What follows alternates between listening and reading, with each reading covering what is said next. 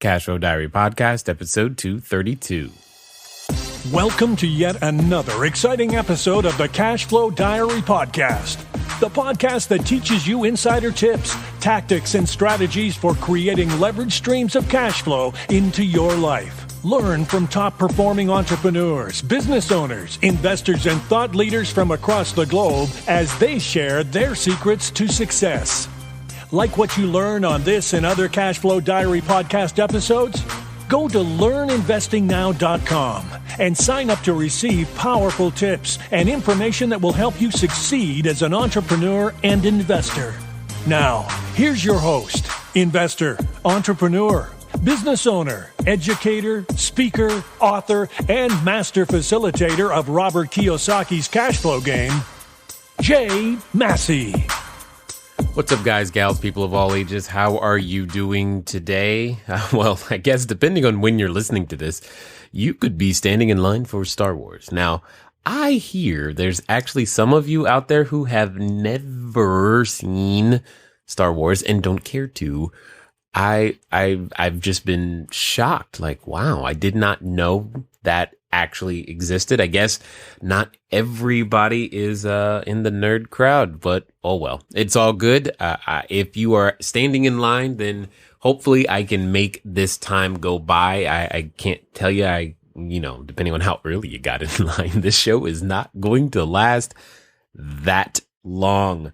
And I guess that's okay. That's okay. But we're definitely going to talk about something that I believe to be important, and I want everybody to have the ability to do. It's a skill, actually, to some degree.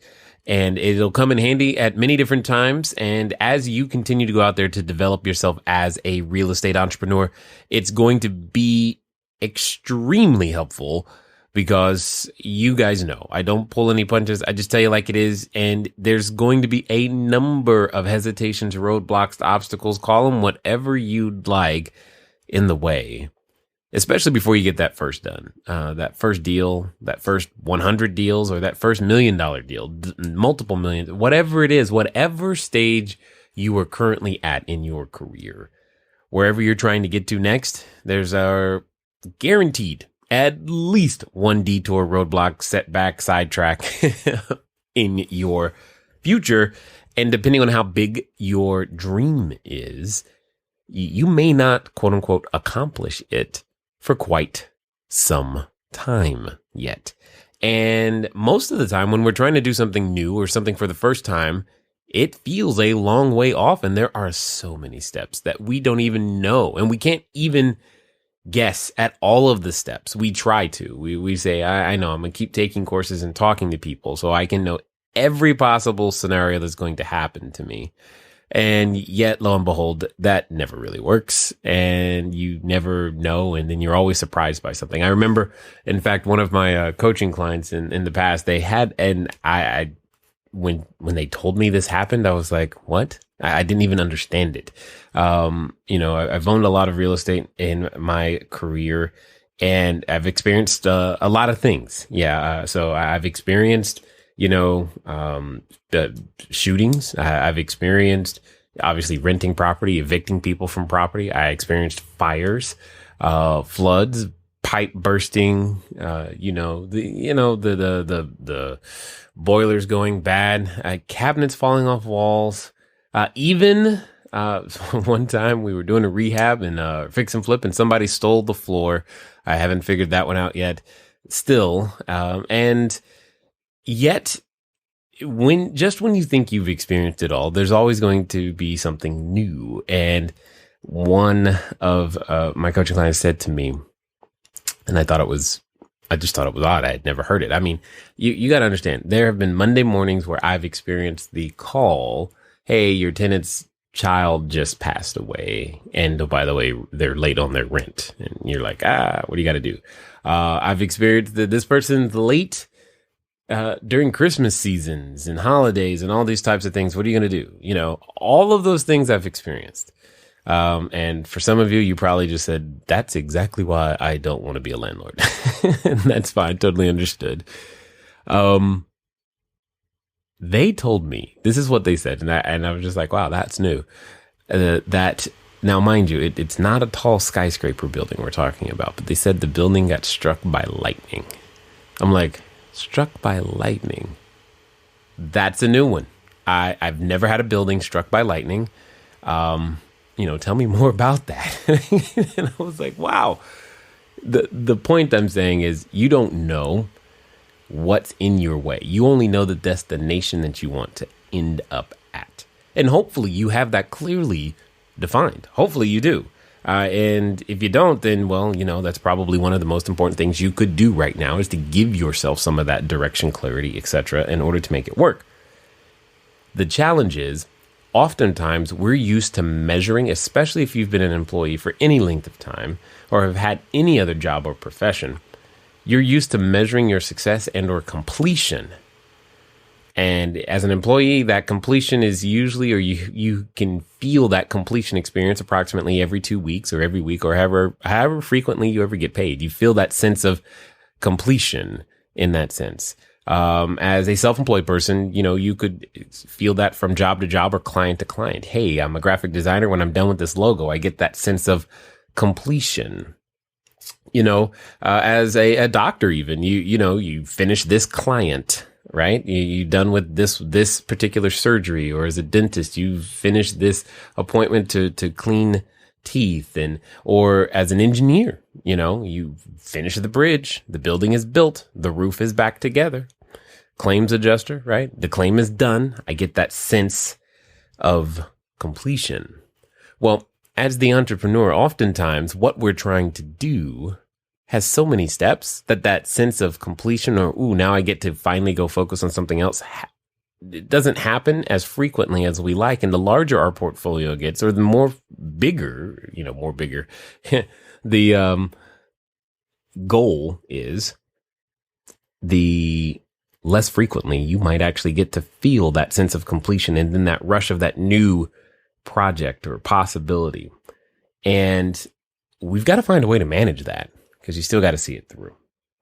And we must learn to measure progress, not necessarily completion. Because if you get addicted to completion and you get stuck somewhere, what likely will happen is you'll quit, because you won't feel like you're making any progress, because you got used to measuring completion. And I see this a lot, especially when someone is first starting in real estate. They, say things like, show me what I got to do to get an offer accepted. Well, okay, to get an offer accepted requires a number of different steps. First, you must meet a seller. You have to put yourself in a situation in which you have the capacity to have a conversation with someone who would be in the possible mind frame to have a property to sell. See, that is a step in and of itself. Learning how to find them, what to say to them, to start that conversation. But again, if the only thing you're measuring is a completion, especially if it's get a deal done, you don't get any credit. You don't give yourself credit for the progress you may have made just learning how to find people and talk to them. And that could and has, I know, led to many would-be entrepreneurs quitting. So some of the things that I wanted to just kind of, give you really quickly, or just some of the things that are coming up for you as you continue, or you must, continue to perfect in various different ways. Just because oftentimes we think, I want to start a business. I'm ready to get started. I want to make something happen. And that's great. I want all those things. You want all those things. I want all those things for you. Why do you think I'm doing this? Is hopefully there's something that one of the guests, myself, you've heard from a live lesson, something that will help you unlock a key or unlock a part of you that will be the key to going out there and creating more jobs, clean, safe, affordable housing, and making great things happen. So what does that mean? That means oftentimes when we say, or when you think, I want to be in real estate investing, or I want to take my real estate investing to the next level, we don't really know what we mean. We don't really know what we're asking for, other than to say that we want more commas and zeros in a paycheck at some point in the future. But what are some of the systems? What are some of the things that come up in that process that you may not be thinking about? And again, my intent isn't to give you a complete exhaustive list or even dive deep into each and every one of these items that I'm about to give you, but this could serve as a blueprint, a outline, a something to at least have it on your radar so that you know at some point, this is something I'm going to have to address and deal with. That doesn't necessarily mean you have to have all of the answers of any one of these at this moment, but at least I know that you'll know about it. Because I don't want you to get caught by surprise. Because that surprise and shock feeling, oh, that's a surefire recipe for I can't take this, I quit. So my attempt right now is to inoculate you, right? I'm going to give you a shot and do my best so that you don't catch quitting fever. That's really what I'm after at this moment. So I just want to give you some ideas of some of the things that are in your future, because you say, I want to be a real estate investor, but yet I want you to remember that also means you want to be a business owner. See, every other business owner has to deal with a lot of things in their life. And as a small business owner, as you and I are, we have a lot of things to deal with that we just may not be considering. We may not necessarily be trained for, and that's okay. You don't have to enter this having had a Harvard education or MBA from Wharton or any of those things. It's not required.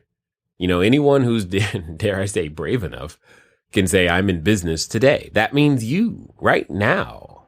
You know, you don't need someone's approval or a certificate to say I'm qualified. You get to make that decision. And by the way, it is a decision you will continually make. So I just want to kind of give you some ideas of things that you may not be thinking that I know are in your future. See, businesses run on systems, period. Businesses run on systems. Now, at the beginning, you know, you are the system and you're running all of these hats. And fortunately, because of the size of your business not being too large, any one of the hats doesn't take up too much of your time, but all of the hats take up more than all of your time. And some of you know exactly what I'm talking about when I say all of the hats take up more than all of your time. And at the beginning, you're obligated to get it all done because you are the chief everything officer. That is the definition of CEO. Chief everything officer. Well, what does that mean? It means that it's your responsibility to get it done whether you have the skill set or not. The marketplace doesn't really care that you don't like talking to people. Like, see, I'm introverted and shy. The marketplace doesn't care. They're not going to take it easy because I may not be the best at striking up a conversation. And it doesn't matter. In order for my business, your business, our businesses to survive, guess what, people? We still got to do it.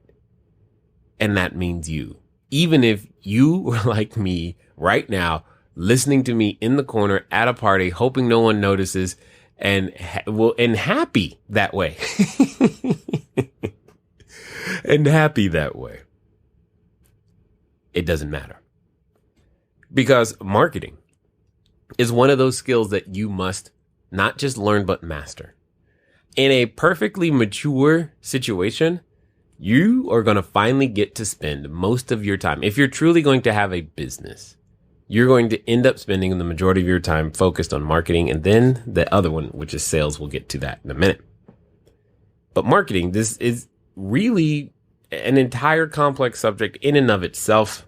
And we as real estate investors are woefully unprepared most of the time when we enter in to this arena. We think, I need to know how to fix a toilet.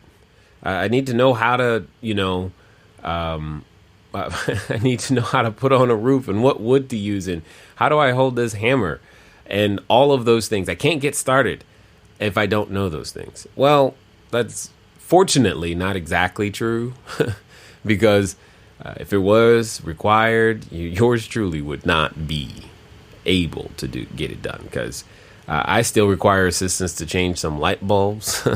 And I promise you, no one calls me to even hang a picture because they know, don't call Jay for these mechanical things. Just don't do it. It's not something I was gifted. But that doesn't mean, if you are that gifted, that doesn't mean, oh, cool, I got this real estate thing on lock because I can hold a hammer and I know my way around Home Depot. Okay, cool. I'm not saying it's not a nice skill set to have. I'm not even saying it's unnecessary. It's very needed. But what I am saying, as soon as you cross that line and call yourself a real estate investor, real estate entrepreneur, don't forget the entrepreneur part. And the part that's important is marketing. You got to know how to find a perfect stranger who might, and get them to want to be interested in whatever it is that you're doing at the time that you're doing it. And that's the skill set. You got to do this for buyers, sellers, and investors. And each of those three are completely different. Because you think it's just as, I just need this. I just need buyers. I just need, sellers. I just need investors. No, you're going to need it all when it's all said and done. And then once you found that new person, yes, you're going to have to sell them something. And now I know I said the word sales and you've heard us talk about it before, guys. This is not new. Sales is a part of business. Sales is a part of entrepreneurship. Sales, therefore, is a part of your real estate investing. Period. And you can't avoid it. And you can say to yourself, okay, I'm just going to go talk to a couple of my friends and that's it. Awesome. Here's the point. Your friends are eventually going to run out of resources, whether that be money, time, credit, knowledge, something. And you're going to need to borrow somebody else's. And that's when the sales is going to begin. Or you're going to get to this really awkward spot where a lot of people who have a normal job, that's when I normally run into most of you finally start looking when you're like, you know what? I got just enough to see a vision for making this real estate thing work, but not enough to actually quit the job. And that's when most of you begin to start looking. And that, I guess that's just to some degree, that's part of why we're here. But the point I'm saying is what's missing is how do I, now that I've got this portfolio that I was building leisurely, how do I do it intentionally? And a lot of the answer comes down to marketing and sales. This is not to downplay the need for operations and knowing how to, put roofs on, move houses, and all the things necessary to open escrow, close escrow, negotiate your vendor contracts, etc., etc. I'm not saying those things aren't necessary, but I'm saying you won't be doing any of them if you can't find someone to do business with and get them to do business with you. Operations are absolutely important. In fact, this is one of the first areas where I drowned myself because I created so much activity. I just couldn't keep up with the amount of paperwork, which I am naturally not adept at. Fortunately, I've learned to surround myself with individuals who are adept at paperwork, and the T's get dotted and the I's get crossed. Hopefully you caught that. The point is, you need somebody looking over it. Accounting and finance. I know. Jay, I can do my own books and it's cheaper. Wrong answer. It's not cheaper. And even if you can, you shouldn't. Because you need to learn the skill set required of a business owner, which is not doing your own books. And this is really, really true when you have that skill set yourself. This is so true because you need to go in a completely different direction. You've got to if you're going to grow, your idea is probably bigger than you anyway. Let it be. And the sooner you get used to it, the better. I know you feel like you're saving money. And you may actually be saving physical dollars. But I'm almost certain in every one of your cases, we could calculate an opportunity cost of the amount of time and emotional stress that you're losing by doing that one particular thing yourself. Investor relations, it eventually becomes its own department. You got to keep finding them, keep talking to them, give them, what about K1s when it's time? When their CPAs and their accountants and people and team have a financial question, you better have somebody who can help, as well as intake inquiries for new ones. You also have this situation with yourself in a lot of ways. Like, you do realize that you've got 24 hours in a day. 24. You don't suddenly get more because, hey, I want to do more. Cool. You still got to do it within 24 hours. That's your allotted time. Mine too. Therefore, discipline and time management get pushed towards the forefront. Learning to prioritize. Yes, you may want to do a ton of great things, and all of them may be beneficial and profitable. But which one can you do now? Should you do now? And is what you're doing the highest and best use of your time right now? A simple exercise to always ask yourself, especially as you're a small business, just ask yourself this simple question. What's my fastest path to cash? That's probably the thing you should be working on right now. Now, that doesn't mean it's always the case, but it's probably the case. What's your fastest path to cash? For many real estate investors, especially as you are new, the fastest path is trying to find a transaction type that you can do that requires as little, hear me clearly, as little of your own knowledge as humanly possible, as little of your own experience as humanly possible. And this is why, ladies and gentlemen, wholesaling gets bumped to the front of the list. It's because you don't have to rely on your knowledge and your experience. You do have to build relationships, but you were going to have to do that anyway. But it's not going to be your knowledge or your experience. It will be your hustle that makes the major difference. And you got that. You're listening to this. You also have to learn, what do I do today? When you come from an environment where you're used to being told what to do every day, or you have these allotted times, you go to work at 9, you work at 5, done. That's what you do. You know what to do. When you get there, you've done it. But wait, now you're in control. Now the choice is squarely in your hands.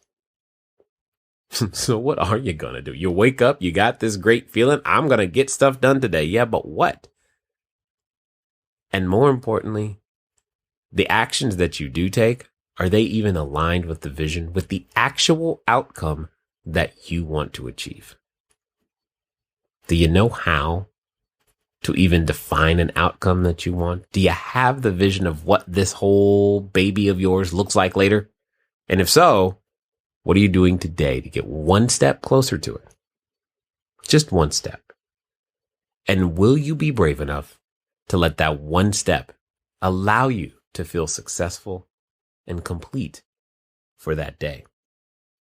Because the opposite of this is you don't know when to stop because you're addicted to completion.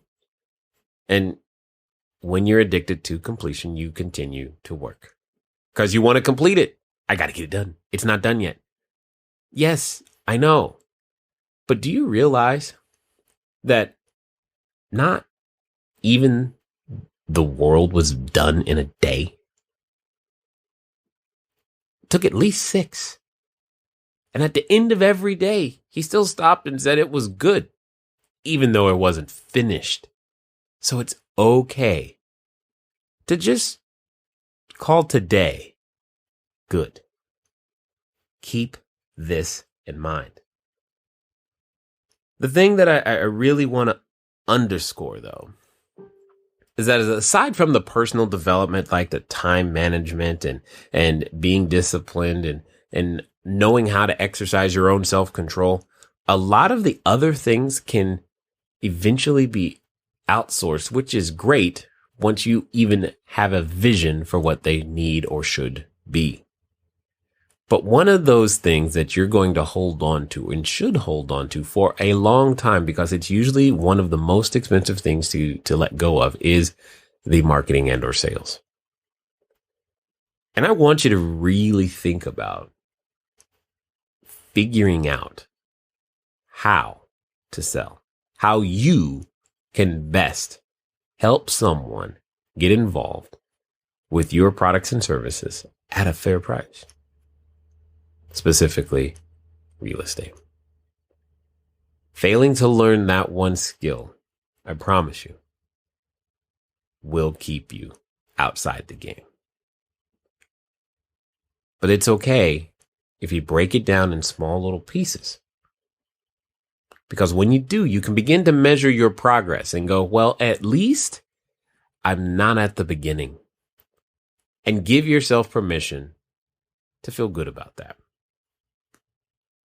For those of you wondering if I've caused any sort of doubt and you are thinking, man, maybe I am ready to quit, I'm going to give you this one last thing. And my guess is you're not ready yet. I was taught a long time ago that I knew and I would know I was ready to quit when I could fill in the following sentence. And here it is. I gave up all of my hopes and dreams for, and fill in that blank. If you can't find a way to fill in that blank, then that's because you're not quite yet ready. Now, you might be frustrated. Totally understood. But you're not ready to stop. Because what it is that you are after is worthy, it's worthwhile, and most of all, it's yours. So, with all that being said, if you want to figure out how to get all of these things off the ground and your process started, here's what I want you to do. I want you to go pick up a copy of my book, Cashflow Diary, 10 Steps to Creating Wealth in Any Economy. In fact, because you are here, you get an electronic copy at no cost. And for those of you who like the audio, well, if you do this, I'll give you a discount on that audio as well. Send a text message to 72,000. You're going to text the word book. Text book to 72000. It's going to respond with a link. When you get that link on your phone, click it, put in your name and email, and guess what? You're going to get a copy in your email of Cashflow Diary, 10 Steps to Creating Wealth in Any Economy. And for those of you that want the audio, you'll be given a very special link that'll give you the ability to get the audiobook at half off. If you like that, great. If you just want the audio or the digital PDF, completely free, no big deal. Okay? I'm hoping that your time standing in line for Star Wars has been well worth it.